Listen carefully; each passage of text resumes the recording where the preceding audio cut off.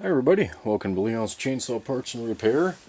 This is the first video using a newer to me camcorder here. The old one, the autofocus, died, so that last video that I posted, maybe two videos, were just a little on the blurry side. So we'll see how this one does for sound, picture, all of that. It's a Sony, so it shouldn't be a total piece of junk, but we'll see. I know one of the features is I can flip the screen here and actually see what it is I'm filming, so hopefully all that stuff where I used to go out of frame and all of that, I can be smart enough to look up at this screen and make adjustments as we go. So anyway, wanted to look at a Homelite 35 SL. This saw is one I got from a fella up in Canada. It was splatted, and I knew it was incomplete. I now know how incomplete it was, which is not bad, but like I say, I had to put it together from scratch. Go through a few of the features on these saws. The 35 SL is based on the Homelite 360.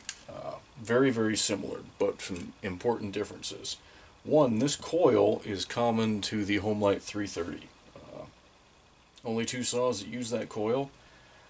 What made Homelite go away from the transformer setup on these Canadian models, I have no idea, but they did. So back here, that means you've got a unique cylinder cover, and there's supposed to be some sort of a shield that screws on right here, and that is gone. I don't know. I'll probably never find something like that. It's a unique 79 something part number, so that means it was unique to Canada and the overseas markets. I don't know. Another unique thing, this carburetor is an HDC 78. Now, to the best of my knowledge, the US sold models never went above an HDC 39. So, carb is vintage to the saw.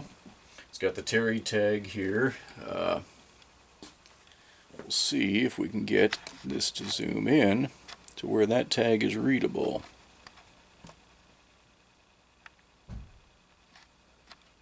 Whoop. There we go. So this, if I'm looking at this right, G would be the date code.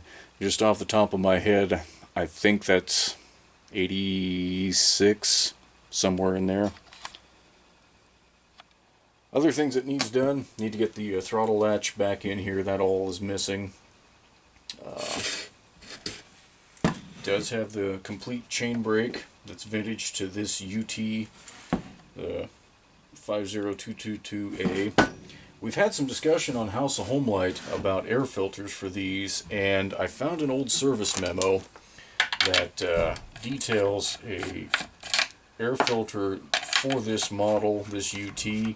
It's again a 7.9 part number, very unique. Probably never going to find one, but one of the fellows on House of Homelite realized that the air filter from a 450-550 saw Homelite was very close. And when he test fit his, you just got to trim maybe a quarter of an inch off the back here, so I'm going to get one of those set up for it. That's another unique feature of these models, is the air filter cover is black. Adds a little definition to it. So this is the older style chain brake with the wire handle. Paint's pretty worn down. You can see underneath everything's in pretty good shape. Got one little tab broken here, but that's okay. Nice 3-shoe clutch. Get a bucking spike. The biggest problem is going to be a starter. I've got a nice cover that's coming in and all the starter parts, but a 35 decal. Good luck finding them.